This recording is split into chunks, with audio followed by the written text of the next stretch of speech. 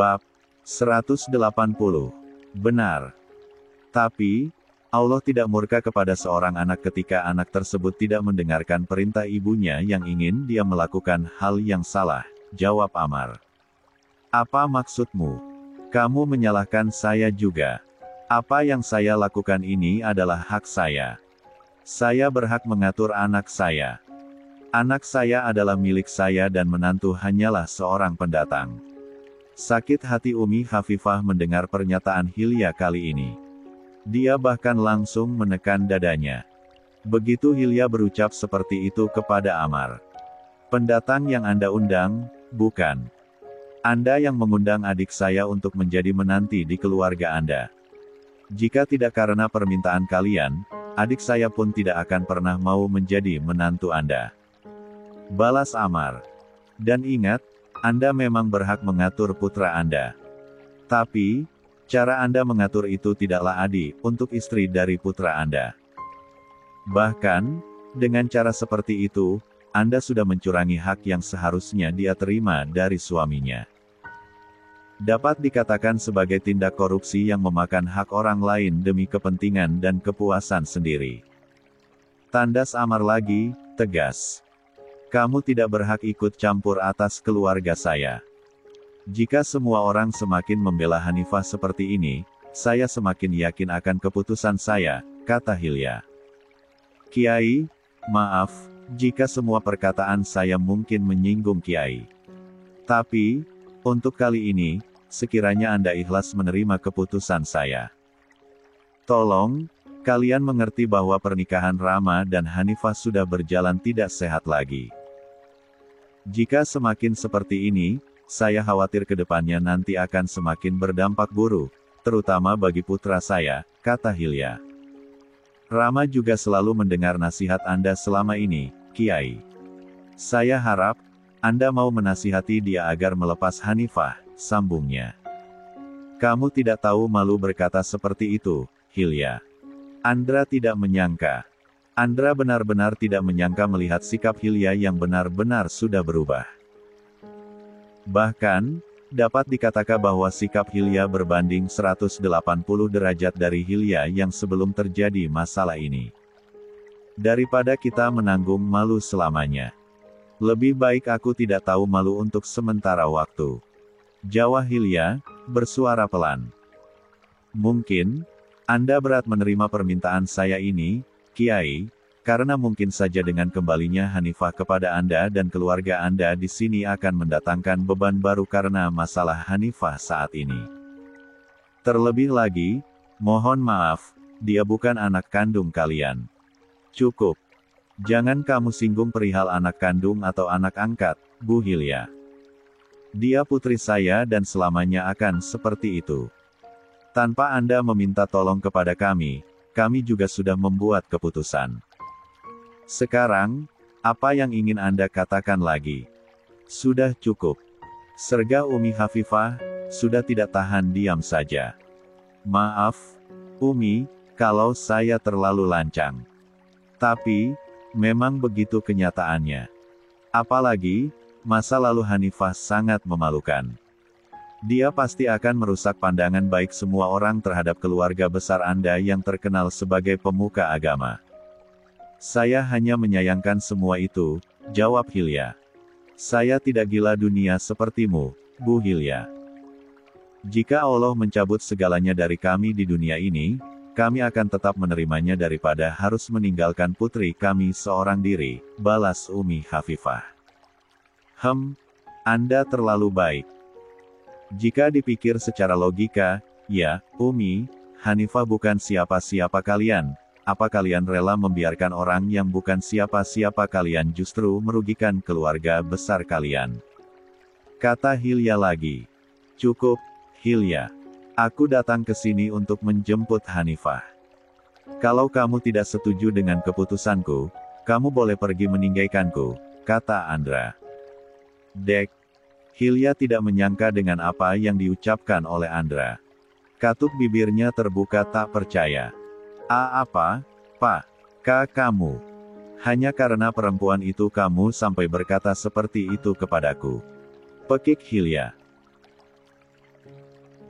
Bukan hanya semata karena Hanifah. Tapi, aku siap mengorbankan kebahagiaanku demi kebahagiaan putraku, Hilya, jawab Andra. Hilya tersulut emosi. Hanifah. Hanifah, kamu mendengar saya, kan? Dengarkan baik-baik. Saya akan mengembalikan kamu kepada keluarga angkat kamu di sini. Saya berharap, kamu tidak akan pernah berniat untuk kembali kepada suami kamu, karena kamu akan menjadi benalu di keluarga kami. Hiks. Hanifah terduduk di belakang pintu kamarnya dengan kedua mata yang sudah bengkak dan air matanya yang terus meluruh. Dia menangis mendengar semua yang diucapkan Hilya dari awal hingga tadi. Hanifah mendengar semuanya. Kiai Malik langsung berdiri. Dia sudah cukup diam sedari tadi menahan amarahnya kepada Hilya. Sudah cukup, Hilya. Sekarang, tinggalkan rumah kami, ucap Kiai Malik. Mendengar semua perdebatan itu dari luar, Rama langsung masuk ke dalam rumah Kiai Malik. Assalamualaikum, salam Rama, sudah berada di hadapan mereka. Waalaikumsalam, jawab Kiai Malik, menatap penuh Rama. Melihat kedatangan Rama membuat hati Kiai Malik tergerak. Jujur saja, melihat Rama di sini membuat hati Kiai Malik sedikit tenang. Bukan berharap apapun, tapi sejak Rama belum menikah dengan Hanifah pun, Rama sudah seperti anak sendiri untuk Kiai Malik. Rama, ucap Hilya, Mama mencarimu. Kita harus bicara sekarang. Maaf, aku datang ke sini untuk menjemput istriku, bukan hal lain. Dan aku rasa semuanya sudah jelas. Aku sudah mendengar semua yang Mama katakan tadi, jawab Rama. Mendengar Rama menyebut istri lagi, Hilya terlihat sangat marah. Tangannya mengepal dan berjalan cepat ke hadapan putra satu-satunya itu. Kalau kamu sudah mendengar apa yang Mama katakan tadi, seharusnya kamu tidak lagi berniat menjemput perempuan itu. Mama tidak mau dia menjadi istrimu lagi. Rama langsung menatap tajam ibunya. Kau tidak berhak memaksaku, Ma. Perihal hatiku dan keputusanku untuk rumah tanggamu, bukanlah hakmu. Aku akan mendengar nasihatmu, jika nasihatmu adalah untuk kebaikan. Hilya menepuk bahu kekar Rama. Jelas ini demi kebaikanmu, Rama. Jika bukan demi kebaikanmu, Mama tidak akan seperti ini. Hanifah sudah membawa pengaruh yang sangat buruk untuk hidupmu ke depannya nanti.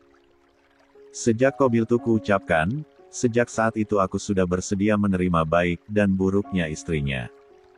Jadi, aku harap Mama tidak ikut campur terhadap rumah tanggaku, kecuali jika Mama ingin meluruskan keadaan ini, jawab Rama. Hilya kembali menatap tajam putranya.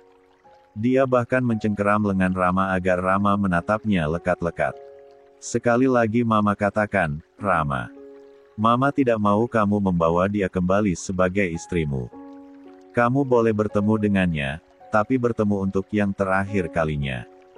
Mama tidak mau kalau kalian berdua membangun rumah tangga lagi, tegas Hilya, menekan ucapannya kepada Rama.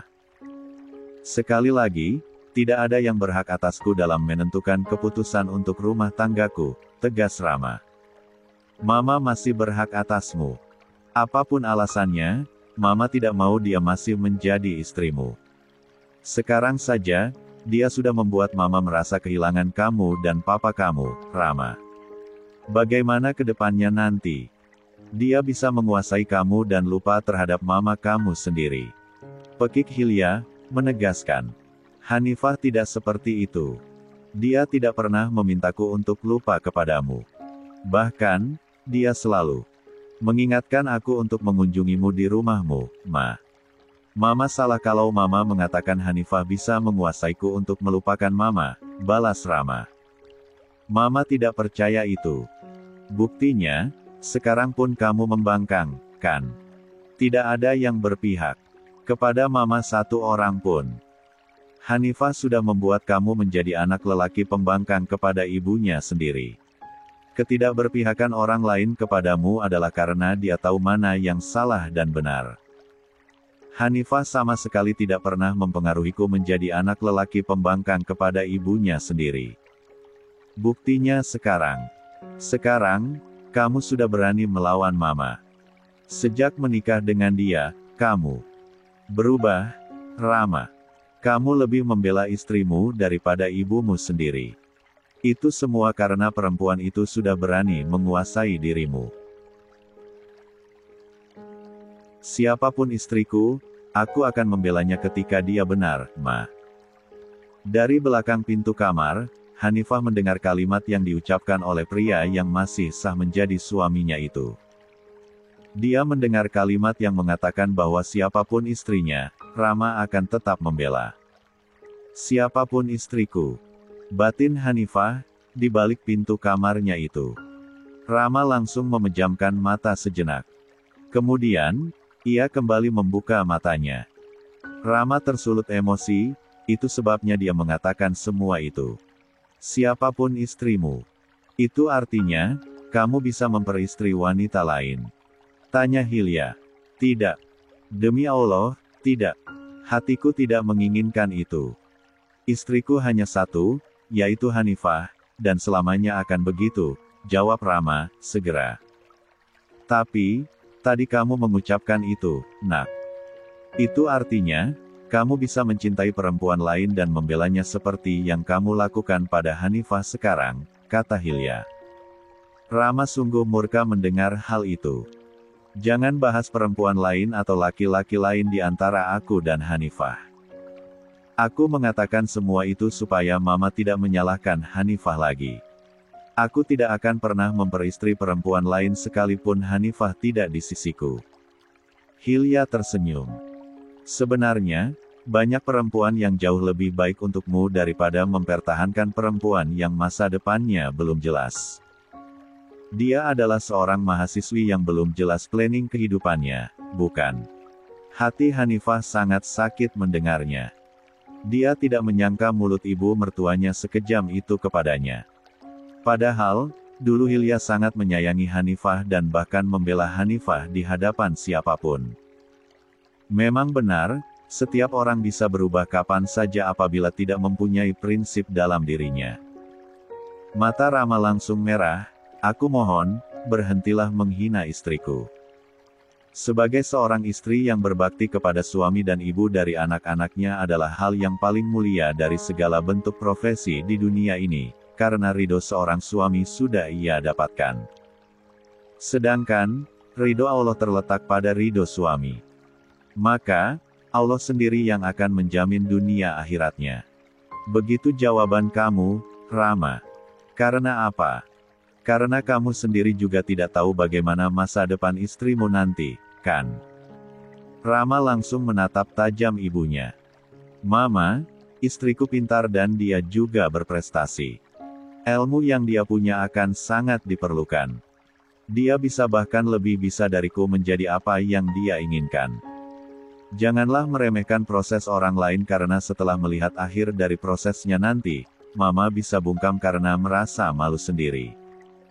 Rama berlalu dari hadapan ibunya. Dia kemudian menghampiri Kiai Malik dan mencium tangan sang Kiai. Kiai Malik hanya bisa meletakkan telapak tangannya sejenak di puncak kepala Rama. Setelahnya, Kiai Malik menjauhkan telapak tangannya dari kepala Rama. Namun, Rama tetap bersimpuh di hadapan ayah mertuanya itu. Abah, pertemukanlah aku dengan istriku, aku mohon, ucap Rama. Tidak bisa. Maaf, Nak, Umi tidak mengizinkan kamu untuk bertemu dengan Hanifah kalau mama kamu masih di sini. Umi tidak mau, kalian semakin membuat Hanifah terluka. Kami tidak mau kehilangan Hanifah lagi, sahut Umi Hafifah, pelan. Dan kalau mama kamu masih seperti ini, kami juga takut membiarkan Hanifah kembali kepadamu. Dia sudah sangat terluka, Nak. Umi takut dia frustrasi lebih jauh lagi jika mama kamu terus-terusan menghinanya. Sebagai seorang ibu, Umi tidak akan pernah ikhlas jika itu terjadi pada anak Umi, sambungnya. Setelah berhari-hari, mata Rama kembali basah menatap ibu mertuanya. Umi, apa yang harus aku lakukan untuk saat ini? Aku berjanji akan mencari jalan keluar atas semua ini. Asalkan, Biarkan istriku kembali kepadaku, Umi, supaya pikiranku bisa jernih karena jika Hanifah masih jauh dariku seperti ini, pikiranku tidak akan bisa jernih, Umi, dan pada akhirnya aku tidak bisa memikirkan solusi apapun, kata Rama, sudah tidak tahu harus berkata apa lagi. Abah, pertemukan aku dengan putrimu. Dia masih istriku, Abah. Biarkan dia kembali padaku, kata Rama lagi, kepada Kiai Malik. Kiai Malik menatap istrinya. Umi, panggil Hanifah. Biarkan Hanifah yang berbicara dengan Ustadz Rama karena benar, Ustadz Rama masih berhak atas Hanifah karena mereka masih suami istri. Biarkan mereka yang menentukan keputusan untuk rumah tangga mereka ke depannya. Tapi, Abah, percaya kepada Allah yang Maha mengatur segalanya, Umi. Kita sebagai orang tua hanya perlu membantu untuk meluruskan dan memberikan nasihat. Jangan memaksa mereka untuk mengikuti kehendak kita dalam menentukan keputusan, kata Kiai Malik. Hilya merasa tersindir mendengar ucapan Kiai Malik. Dia langsung menunduk. Sebenarnya, ada rasa malu juga di hati Hilya, tapi egonya lebih kuat dari rasa malu itu. Baik, Abah. Umi Hafifah akhirnya berdiri dan beranjak ke kamar Hanifah. Sebenarnya, dia pun masih merasa berat jika harus membiarkan Hanifah bertemu dengan Rama dan juga kedua orang tua Rama yang masih berada di sini. Dia tidak tega melihat putrinya mendengar terang-terangan hinaan Hilya kepadanya. Tok, tok, Hanifah. Panggil Umi Hafifah, mengetuk pintu kamar Hanifah. Belum ada jawaban dari Hanifah. Umi Hafifah kembali mengetuk pintu kamar Hanifah agar Hanifah segera membukakan pintu. Tapi, sama sekali Hanifah tidak membuka pintu untuk sang ibu. Bahkan, dia tidak menjawab panggilan dari ibunya. Hanifah, ini Umi, nak. Buka pintunya, kata Umi Hafifah lagi. Ceklek. Akhirnya, Hanifah membuka pintu. Wajah cantik nan sembabnya itu mulai terlihat. Umi Hafifah terkejut. Hanifah itu tidak mengenakan cadar, hingga tampak wajahnya yang sudah merah dan sembab. Kedua mata bengkak dan air mata yang sepertinya tidak bisa disembunyikan lagi walaupun tangan Hanifah dengan cepat menghapus air matanya yang menetes ke pipi. Umi Hafifah akhirnya membawa Hanifah masuk kamar lagi. Dia langsung memeluk putri angkatnya itu. Kamu menangis lagi, nak. Bukankah tadi, sebelum Umi tinggal kamu sudah merasa lebih tenang? Tanya Umi Hafifah, apakah ada yang begitu memberatkan hatimu? Aku sudah mendengar semuanya, Umi. Aku mendengar semua yang dikatakan Mama Hilya, jawab Hanifah, sesenggukan. Umi Hafifah langsung mematung. Bagaimana bisa Hanifah sudah mendengar semuanya? Memang, suara Hilya sedari tadi begitu keras dan lantang. Betapa perempuan parubaya itu merasa prihatin melihat kondisi Hanifah saat ini. Bahkan, dalam segi penampilan pun Hanifah seperti orang yang tengah mengalami depresi. Nak, bukannya Umi memintamu untuk istirahat dulu. Tidur dulu, nak. Kenapa kamu masih bangun seperti ini? Tanya Umi Hafifah lagi. Hanifah menggelengkan kepala. Aku tidak bisa tidur karena aku kaget mendengar suara Mama Hilya yang datang ke sini, Umi. Aku takut. Umi Hafifah langsung menitikkan air mata. Langsung saja, ia membawa Hanifah ke dalam pelukannya. Seraya mengusap belakang kepala Hanifah yang kembali menangis di dalam pelukan ibunya. Ada Umi di sini untuk kamu. Kamu tidak perlu takut untuk hal apapun itu, ya, nak, kata Umi Hafifah. Menenangkan. Aku malu pada Umi dan Abah. Setelah mendengar perkataan Mama Hilya tadi, aku berpikir apakah aku tidak pantas tinggal di sini menjadi bagian dari keluarga Abah dan Umi. Lirih Hanifah, menangis di dalam pelukan Umi Hafifah. Umi Hafifah langsung melepas pelukannya. Dia kemudian menangkup kedua pipi putrinya dan menghapus setiap air mata yang berjatuhan ke pipi Hanifah. Kamu itu sangat istimewa. Tidak ada satupun anggapan orang yang bisa membuatmu merasa tidak pantas bersama Umi dan Abah kamu di sini. Kami berdua orang tua kamu. Jangan menganggap diri kamu orang asing. Jika ada yang merendahkan kamu seperti itu, sebenarnya dialah yang tidak pantas mengucapkan kata-kata menyakitkan itu karena orang yang seperti itu terlalu sombong, nak. Dia lupa bahwa pemilik segalanya itu adalah Allah, kata Umi Hafifah. Hanifah kembali memeluk ibunya. Terima kasih, sudah selalu menguatkan aku, Umi. Walaupun saat ini, sebanyak apapun kekuatan yang Umi berikan kepadaku, mungkin hanya 1% yang bisa menguatkan diriku karena saat ini, aku merasa lemah dan lemahku itu jauh lebih besar dari apapun, Umi.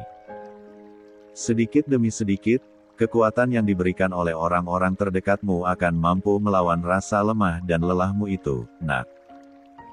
Terlebih lagi, kamu bisa membantu diri kamu sendiri untuk bangkit karena kekuatan terbesar itu datangnya dari diri kita sendiri.